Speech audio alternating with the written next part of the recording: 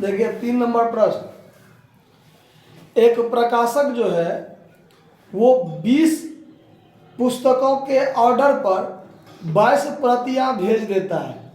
ठीक है, मतलब मैंने आपसे ऑर्डर किया था कि हमको 20 पीस किताब चाहिए और आपने हमको 10% छूट भी दिया, लेकिन किताब भेज दिया 22 गो।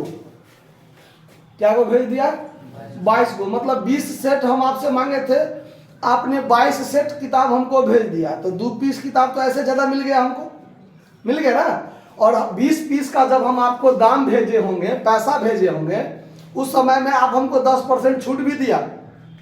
आपने हमको 10% क्या दिया? तो 20 किताब का आप पैसा भेजे थे, 10% आप हमको छोड़ दिए, तो 20 रुपया का 10%, 2 रुपया तो आपने ऐसे भी हमको छोड़ दिया, तो हमको पैसा लगा 18 रुपया, लेकिन किताब मिल गया 20 रुपया का। मतलब पर किताब का दाम 1 रुपया हम मान लेते हैं। पर किताब का दाम देखिए कैसे बनाएंगे इसको, पहले मान लेंगे, माना कि एक पुस्तक, इसमें पुस्तक नहीं प्रति लिखिए, एक प्रति पुस्तकें लिख लीजिए।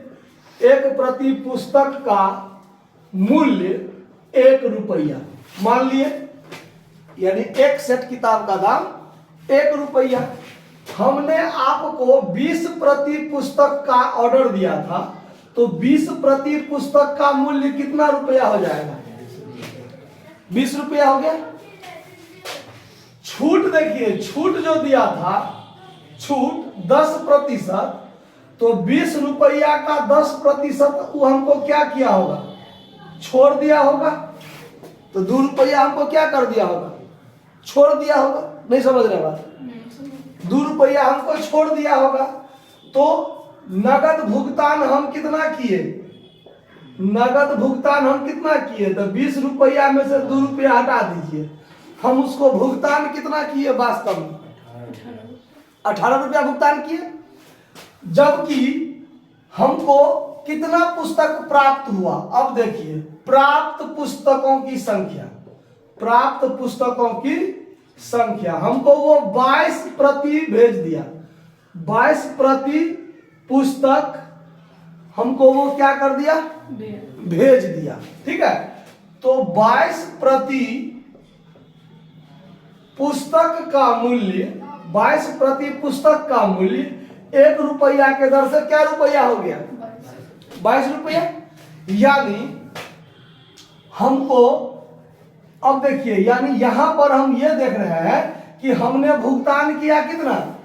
18 रुपया, जबकि हमको प्राप्त हो गया कितना रुपया का? पुस्तक प्राप्त हुआ कितना रुपया का? 22 रुपया का। यानी हमारा वास्तव में क्रय मूल्य कितना का था? 22। यानी वास्तव में जो क्रय मूल्य होगा 22 पुस्तक का 22 रुपया, लेकिन हमको देना पड़ा कितना रुपया? 18 रुपया। यानी ये देखिए, ये जो हुआ आपका वास्तव में शुद्ध क्रय मूल्य हुआ। वास्तव में शुद्ध क्रय मूल्य कितना हुआ? 22। क्योंकि हमको तो 22 पुस्तक मिल गया, तो हमारे पास तो 22 रुपया का चला आया किताब, लेकिन हमको भुगतान कितना करना पड़ा? 18 रुपया का भुगतान करना पड़ा। तो अगर यहाँ पर शुद्ध छूट की बात देखें, शुद्ध छूट की बात, तो 22 रुपया में से 18 रुपया घटा दीजिए, तो हमको छूट वास्तव में कितना का मिल गया?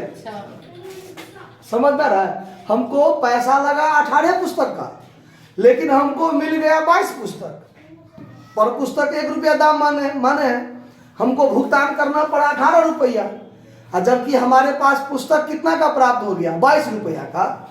तो हमको वास्तव में जो छूट हो गया वो कितना रुपया का? 4 रुपया का ना। तो अब देखिए, यहां पर ऐसे काम कीजिए, प्रतिशत छूट बराबर जो आप लिखिएगा, तो छूट गुने 100 और बट्टा हमारा जो वास्तव में जो क्रय मूल्य होगा, वास्तव में वास्तविक क्रय मूल्य यानी शुद्ध क्रय मूल्य जो होगा हमारा, वो हो जाएगा नीचे। ठीक है, तो यहां पर आप छूट हो गया 4 गुने 100 बट्टा वास्तव में शुद्ध क्रय मूल्य हमारा कितना का हो रहा है, यानी हमारे पास पुस्तक कितना का आ रहा है, 22 रुपया का ना, तो 22 नीचे में रखेंगे। अब इसको काट दीजिए, 2 दूनी 4, 2 से 11, 200 बट्टा में 11, कैलकुलेशन कीजिए, 18.2/11% का क्या हो जाएगा, छूट। अगर इसी को आप एक एक नियम से बनाइएगा यहाँ पर, तो एक एक नियम से बनाइएगा तो कैसे बनाइएगा, तो यहाँ लिखिएगा चूंकि 22 रुपया पर छूट कितना रुपया का हुआ,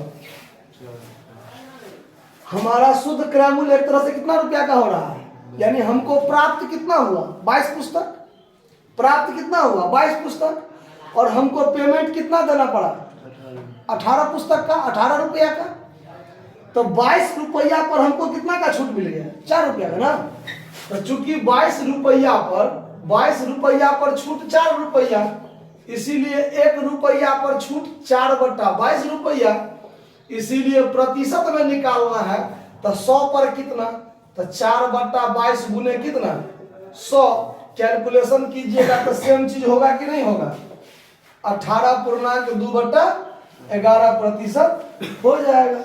तो ये दोनों तरीका से है, या तो आप यहां से बनाइए ये चीज, या फिर यहां से बनाइए ये चीज, यहां से यहां आ जाइए, दोनों सेम चीज है। तो ये हुआ एक एक नियम तरीका से, ये हुआ सूत्र तरीका से, समझ में आया, नोट कर लीजिए।